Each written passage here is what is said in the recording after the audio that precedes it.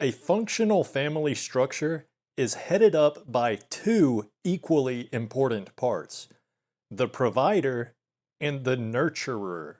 But thanks to feminism, most modern families, at best, have two providers and zero nurturers. And that is a problem. I'm not red pill. I'm not a misogynist. I don't hate women. And I don't hate feminists either, actually. And I don't even think the way society is now is necessarily like the worst case scenario or anything. Like, I don't think we'd be better off if we went back to arranged marriages and we took away women's right to vote or anything like that. But we do have some major issues in our society, and in particular, we have some major issues with family and the family structure, and just with the way the average person values family and prioritizes family. And feminism and the increasing dominance of feminist ideology in our shared cultural artifacts, our media and policies and all that, it plays a major role. Feminism has had an enormous and possibly irreparable impact on the modern family unit. And maybe we're just in a transition period right now where we're still figuring out how to balance what's best for individuals with what's best for society overall, because those don't necessarily go hand in hand. Feminism to me, because I know some of you will disagree with this, but feminism to me always seemed like an ideology where the primary goal has always been to increase the quality of life for each individual woman. So as feminism has continued to become the dominant ideology underpinning every legal policy and corporate policy and cultural doctrine in our modern society, all the systems and structures we used to have in place that existed for the benefit of the family, all that has been, I don't want to say corrupted, but it's all been changed or adjusted in some ways in order to shift things in a direction towards primarily benefiting individual women. And as all these changes have been happening over the years, a lot of people seem to have forgotten, or maybe some people just don't really care, I don't know. But it's like the value of the nuclear family unit, it's just been forgotten about. And the family unit has been neglected. And when I talk about the value of the nuclear family, I'm talking about how crucial the existence of strong nuclear families is to, well, it's everything. And again, I'm not like 100% against feminism. Like ultimately, I tend to lean toward a philosophy where basically I think everyone should be allowed to do whatever they want to do, as long as they're not hurting anyone. So yeah, I think women should be allowed to vote, and I guess dress however they want to. And I would even go so far as to say, I honestly think that Kira Lotan should legally be allowed to continue making the stupidest videos the internet has ever seen, if that's what she wants to do. I support women's rights, okay? But look, can we just admit already? Like, can we all collectively as a society, can we all just admit that feminism has gone too far? I will fully admit, regardless of which historical period you think had the best quality of life overall for the most people, you have to admit that in terms of fairness between men and women, until the past 50, 60 years or so, on an individual level, women did not have as much freedom as men. Now, whether or not that's a good thing in terms of individual happiness or whatever other metrics you want to use, that I don't know. But in terms of individual freedom, there was a time historically, and it was throughout most of history, where women did not have as much freedom as men. And so feminism came along and It was a way to try to correct that and bring women's individual freedoms up to the same level as men. However, and I know I'm not supposed to say this, what I'm about to say, it's considered wrongthink in our modern society, but feminism just took things too far, to the point that now, at least in the West, we live in a gynocentric society. Now, I know Western society has long valued individual freedom and capitalism and all that, so pushing for an increase in women's individual freedoms seems like a sensible thing to do. But, the pendulum has swung too far in the other direction. And I'm not going to beat a dead horse here because I've talked about this plenty in some of my other videos, but women have higher rates of educational achievement, higher starting salaries, preferential treatment in hiring, leniency in sentencing for crimes, yada yada yada, etc. But all of these things, the result it's had on the family unit in this society, it's bad. And again, I don't have the solution. I don't know how to fix this. But we've got some problems, and they all stem from the same source: feminism. Historically, the nuclear family unit was basically the cornerstone of society. There'd be a man who works a full-time job to provide for the rest of the family, and there'd be his wife who didn't have to work because her man made enough money to support the whole family, and they'd have 2 to 4 kids. Now, the thing about the nuclear family that worked so well, it was like the ultimate motivation for an average man. He could have one full-time job where he made enough money to give his wife and kids everything they needed, and the work might be hard, but when he went home from work, he had his wife and kids there waiting for him. They were all excited to see him. His wife would cook dinner and breakfast and take care of the household chores and maybe even handle the family's accounting and finances. And of course, she'd take care of the children too. That was her most important job. And by the way, all the stuff I just described about all the things stay-at-home wives would have to do, I recognize that it's a hard job. And I also recognize that it was also something where, I understand how a woman in that position back in the day, how she might feel like she was being undervalued or underappreciated or whatever. Because obviously it depends on the woman, but a stay-at-home wife and mom that actually takes good care of the kids and all the household chores and everything, that is a hard job. So I completely understand the appeal that the whole feminist movement had.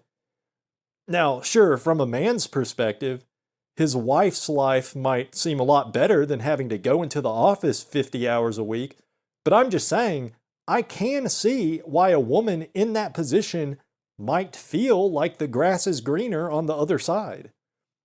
So, feminism made sense. And it's certainly gone too far, but even just thinking about it in its most basic goals, the aim of feminism ostensibly was always to give individual women more freedom. So that means freedom of choice in what they want to do with their lives, whether they want to go to college or pursue a career, if they want to have kids, if they want to actually spend time raising those kids themselves, and so on. But our entire society historically was built upon the foundation of the nuclear family. Our economic system was never meant to function with men and women in the workforce. And not because of women being in the workforce, but just our economic system was based around a certain percentage of the total adult population being in the workforce. So what feminism has done, it essentially made it so now our economic system has been developing for the past 30 to 40 years under a new assumption. That being that 100% of the adult population will go into the workforce. So within a relatively short period of time, we went from having a thriving economy that was based on the underlying assumption that only roughly 50% of all adults worked, men, to what we have now, which is that same system, except now all adults, men and women, are all expected to be in the workforce. So what's the result? Our economy has a massive oversupply of labor. There's more than enough workers to go around. And that's really the reason, that's the source of every problem. Pretty much every issue you can see in society, it is caused by this massive oversupply of labor. Why do you think wages have stagnated over the last 20 years? Why is it so hard to even find a decent job in the first place? There's more than enough workers to go around. Think about it. If the labor force was only men, then there'd only be about half the number of people competing for any given job. And companies would value their employees more because they wouldn't have so many options to replace them with. With only men in the workforce, workers had a lot more bargaining power. There was not necessarily a scarcity of workers, but the balance was definitely more in the workers' favor. But that's all out the window now. Workers in the modern age have zero bargaining power. Zero. Any job, any industry, you are replaceable. And by the way, right now, and increasingly so in the future, we're experiencing something similar with AI.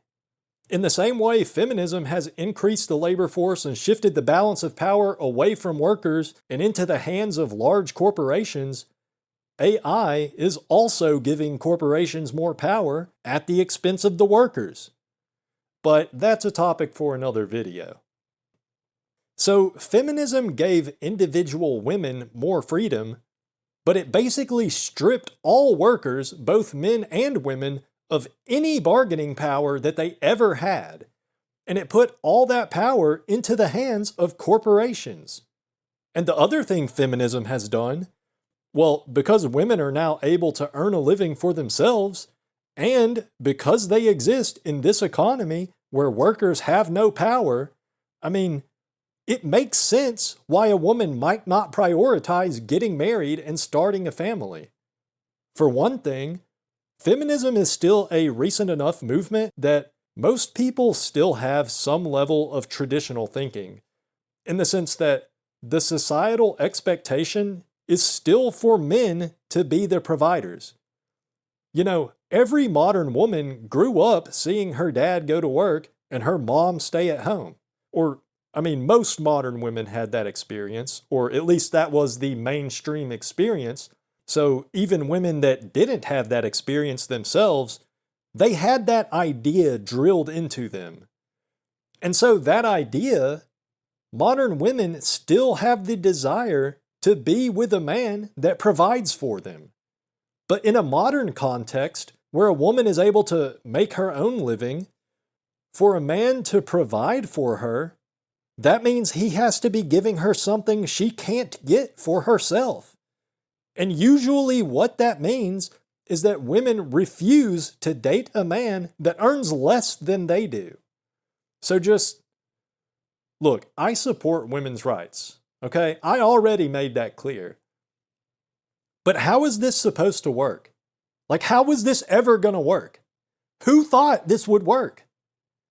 In order for society to maintain itself, just maintain itself, as in not crumble to the ground, we have to have, on average, every woman giving birth to 2 children. That is the bare minimum in order to keep society functioning. But the result of feminism, when workers have no power, and men and women all have to go to work just to provide for their own self, and women refuse to settle down with a man that earns less than she does, obviously some portion of the women in the workforce are going to be earning more than some portion of the men. And actually, that's skewed in women's favor right now. If you didn't know, for entry-level jobs, women earn more than men, but we're not supposed to talk about that wage gap. But yeah, anyway, the numbers just don't add up. There needs to be roughly one woman for every one man. And for men, pretty much any woman is a potential candidate, regardless of her career. But women only see a small number of men as viable partners, and the more successful a woman is, the fewer men she's willing to even consider. And I know I'm not saying anything new here. Hypergamy is like baby's first black pill, but I don't know if most people realize just how destructive a force feminism has been toward the family unit. And again, I'm not saying we need to roll back everything feminism ever achieved, because I don't think that would fix things anyways. You know, the cat's kind of out of the bag by now, but I don't know. I don't have the solution, but it just really sucks. Life just keeps getting less and less worth living for the average man. And feminism has had a lot to do with that. And I'm not really convinced things are actually better for the average woman now compared to 100 years ago either. They definitely have more freedom, which is something, we'd usually consider that to be a good thing, but honestly, I think valuing freedom above all else, that's a bit of a masculine trait, isn't it? And I'm only being a little bit facetious when I say that, but maybe the whole notion of increasing freedom being the ultimate goal of feminism, I think maybe we have the patriarchy to blame for that one. Because in terms of happiness, is complete freedom really what most women want? I just find it hard to believe, because from my own personal observations, it seems to me that a lot of women don't want to have to make decisions all the time. And that's what freedom is when you boil it down to its most basic components. Freedom is making choices. And if you have a girlfriend or you're married, or even if you live with your mom or your sister or whatever, you can test this right now. Go ask a woman in your household what she wants to have for dinner. Tell her it's her choice, anything she wants. What does she want for dinner? Now, I know most of you already know where I'm going with this, but women in general, because I am generalizing here, everybody's an individual, but in general, women are not very decisive. They hate making decisions. They like to have someone else make decisions for them. And this is a biological thing, by the way. How decisive you are is basically just a function of how much testosterone you have compared to estrogen. And how decisive a person is directly correlated to how much that person values personal freedom. So yeah, I know this is wrong-think, but I'm saying it. Biologically speaking, in general, women do not value personal freedom. So having more freedom just isn't something that makes women happier. But that's exactly what feminism does, and that's what it aims to achieve in the first place. I've heard it said before, and I don't remember where, but I have heard it said that the goal of feminism is to turn women into men. And when you really think about it, yeah, that's pretty much what it is. So feminism and all its accomplishments might be a good thing for a small subset of people, namely CEOs, billionaires, and a certain type of masculine woman. But for the average man, and for the average woman, and for the average family, feminism has been a nightmare. Feminism has ruined the modern family. And that's the worst part of all this, and the main reason I wanted to make this video. Everything I'm talking about here, just think of the children. Seriously, the classic nuclear family worked because there was a provider bringing in the bacon, and there was a nurturer that nurtured and taught and took care of and raised the children into men and women that could play the same roles their parents did, and society could continue to function. But that cycle has been broken. The powers that be threw a huge feminism-sized wrench in the system, and now, at best, a modern family has 2 providers and 0 nurturers. And who benefits? Who benefits from this? Who wants this? Who is this for?